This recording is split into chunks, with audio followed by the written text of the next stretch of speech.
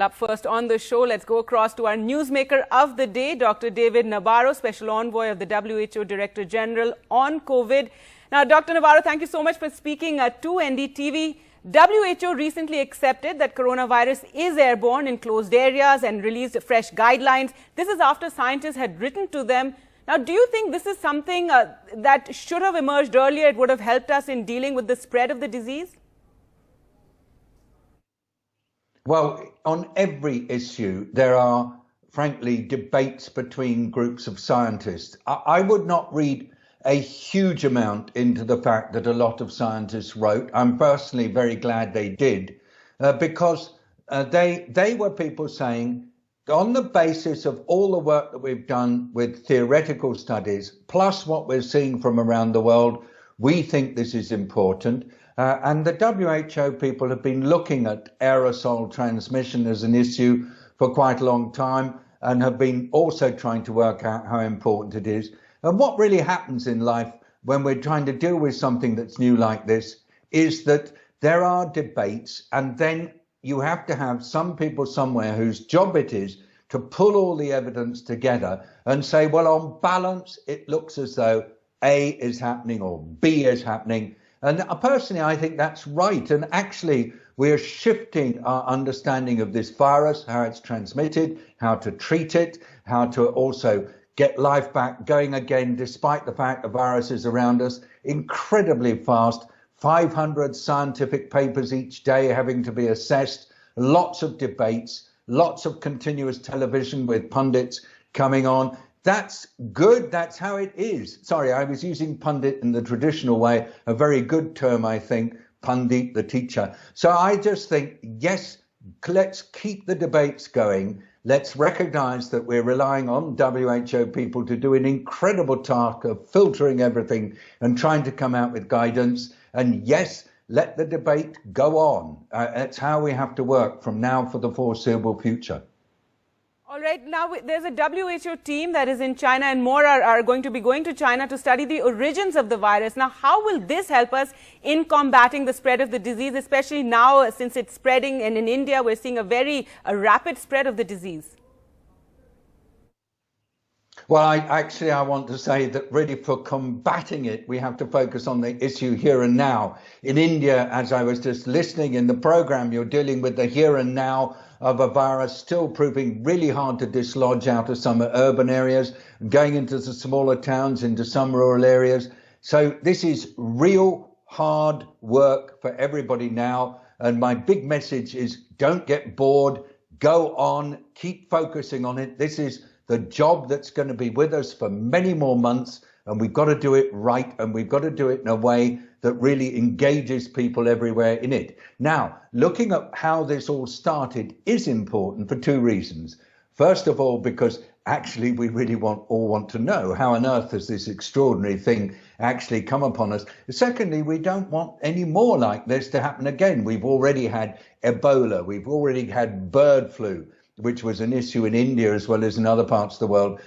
We've now got this coronavirus. We don't want more of these, so let's learn more about how they start in order that we can put in practice the right precautions for the future.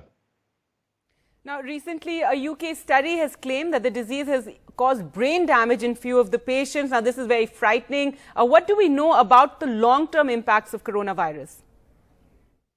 But this is really important. You see, there were many who were saying this is just a mild disease caused by a virus that's no more severe than a mild flu. It's not true. This is a really dangerous virus, and we learn about it more and more all the time. Even in India, you found that it appears that coronavirus is associated with capacity of blood clots to develop, which can have all sorts of other complications besides the chest.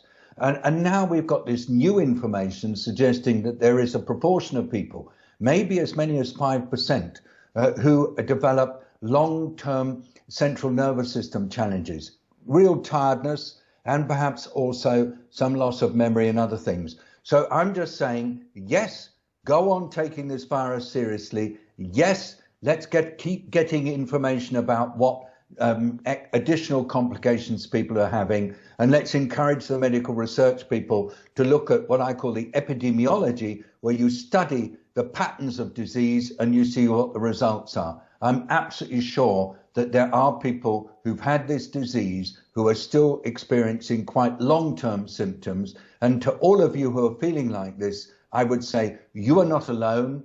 This is important. Keep a check on your symptoms and make sure that you are talking to your medical practitioner about it, because it seems as though there are some long-term sequelae, including tiredness and indeed some confusion. Let's hear more about it. Right. And if we talk more about, India and the numbers that we're seeing here, we've seen the numbers going up rapidly. Over 29,000 was the number of cases reported in the last 24 hours. The recovery rate is also very good, but our doubling rate is more than many of the other, in fact, more than the top two countries, which is also very, very concerning. Well, the doubling rate is a key number. That tells you whether or not your actions are slowing the spread. Linked to that, you need to know whether people who get the disease have got it from those who are known to have it, or whether there is transmission through unknown sources. You also need to know what the % positivity rate of your tests are. And if that's up in the 8 or 9 or 10%, that's also telling you that things are advancing. Yes, the situation is advancing in India. It is a cause of concern. And I think it's always necessary for government to keep being clear with everybody. There's a series of key strategic principles about interrupting transmission and suppressing outbreaks that everybody must follow. There's some clear rules of thumb for adapting those strategic principles to the situation, whether it's rural or urban, very dense or less dense. Thirdly, it's absolutely necessary to have consistent communication at all times. And we've seen that countries where that's not done have bigger problems. And fourthly, there's a need for everything to be monitored for accountability. Now, all I'm going to ask of every country, and that includes India, is keep the continuous and clear communication about what's happening. Keep making sure that the strategic principles are understood, and stress to everybody, this is for the long haul. We're going to have to keep working on this. And yes, it's going to be tough. Well, thank you so much, Dr. Navarro, for speaking with NDTV.